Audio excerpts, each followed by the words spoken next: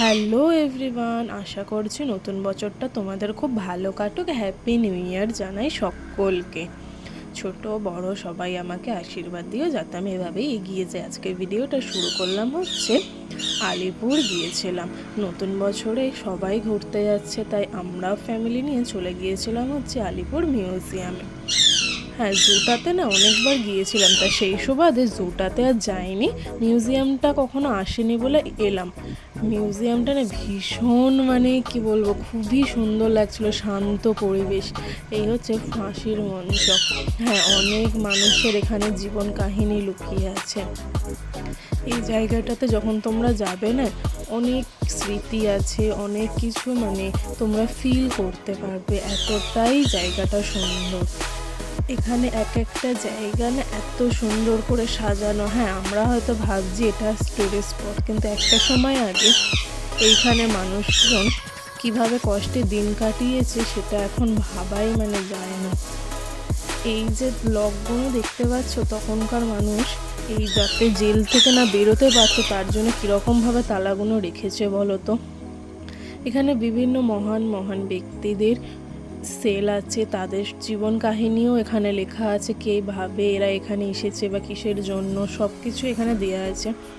তোমরাও এই জেলটায় যেতে পারো তোমাদের ফ্যামিলি নিয়ে, ভীষণ ভালো জায়গা। তোমরা বাচ্চাদের নিয়েও এখানে যেতে পারো, এই জায়গাটা অনেকটাই বড়, বাচ্চারাও এখানে খেলতে পারবে। হ্যাঁ, এটা কিন্তু পিকনিক স্পট নয়, এখানে বাইরের কোনো খাবার অ্যালাউ নেই। বাট তোমরা যদি এই শীতের দুপুরে বেরোতে চাও ফ্যামিলি নিয়ে, খুবই ভালো জায়গা। আর এই জায়গাগুলো না এতটাই সুন্দর, এখানে একটা ছোট্ট দেখে কি বলবো ওটাকে, অনেক পটের চিত্রও রয়েছে এখানে। আর প্রথমে দেখলে না যেটা সবাই কানে হেডফোন দিয়েছে, ওইখানে বিভিন্ন কি বলবো মহান পুরুষদের কথা, সেইগুলো এইখানে হেডফোনের সাহায্যে শোনা যায়।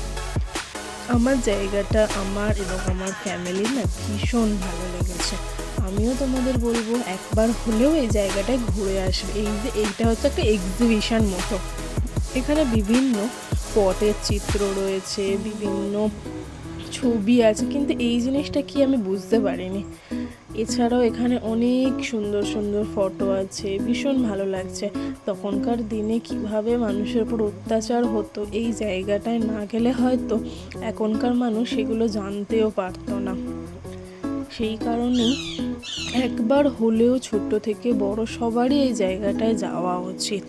ভীষণ সুন্দর, আশা করছি তোমাদেরও ভালো লাগবে। এই যে দেখছো না এই মানুষটা এখানটাতে, আমি ঠিক জানি না এটাকে কী বলে, সবাই তো চাকতি বলছিল, বাট আমি জানি না কি বলে জিনিসটা, কিন্তু বেশ সুন্দর ছিল। ওখানটাতে নাকি ওটাকে 100 বার ঘোরানোর পরে আটাটা ভাঙতার। এইখানে একটা 3D শো দেখানো হয়, পুরো ভারতের ম্যাপটাকে দেখানো হয়।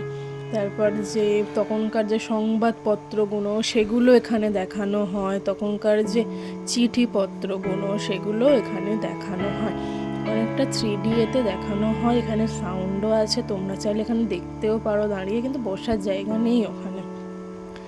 এবার আমরা ওর ওপরে এসেছিলাম, সেখানে বিভিন্ন মহান ব্যক্তিদের সম্বন্ধে বলা হয়েছে, তাদের ছবি আছে, তাদের যে বিখ্যাত বিখ্যাত কাজ সেগুলো আছে। আর এই যে হাত কড়াটা দেখছো, তখনকার যুগের হাত কড়াটা কতটা শক্ত, এই যে গ্রিলগুলো না এখনকার যে গ্রিল তার থেকেও অনেক আলাদা।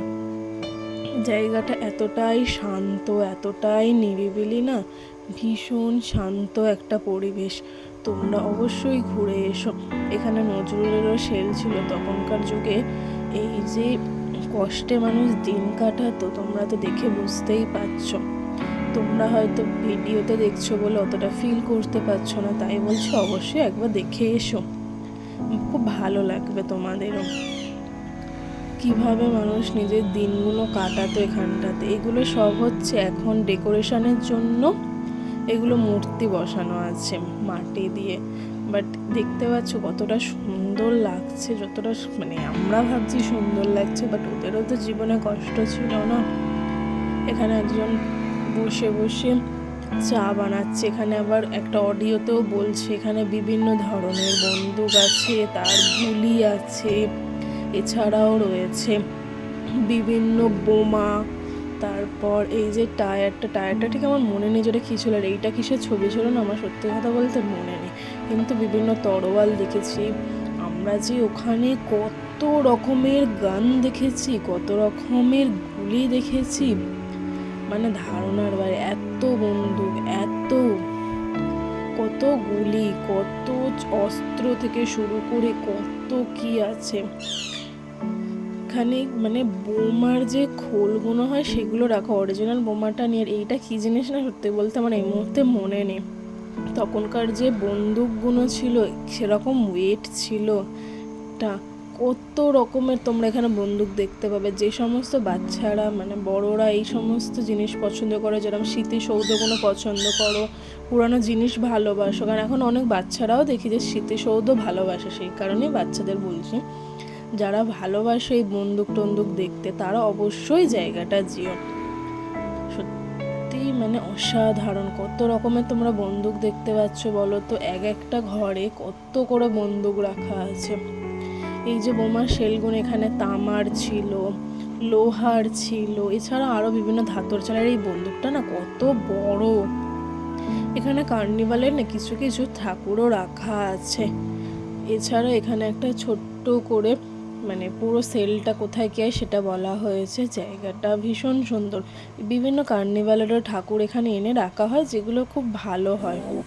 এখানে রবীন্দ্রনাথের মূর্তিটা দেখো কি সুন্দর লাগছে, যেন মনে হচ্ছে অরিজিনাল রবীন্দ্রনাথ বসে আছে। এখানে কিছু কিছু স্মৃতিসৌধগুলো এমন আছে না, খুব ভালো লাগে। আর এই গণেশ ঠাকুরটাকে দেখো, এটা হচ্ছে পুরোটা পিতলের, খুব সুন্দর লেগেছে।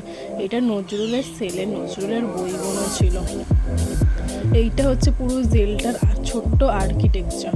এইটা হচ্ছে নজরুলের সেল, মানে দেখতে পাচ্ছ যেন মনে হচ্ছে নজরুল নিজে থেকেই সেখানে বসে আছে। এটা হচ্ছে বিনয় বাদল আর দীনেশ।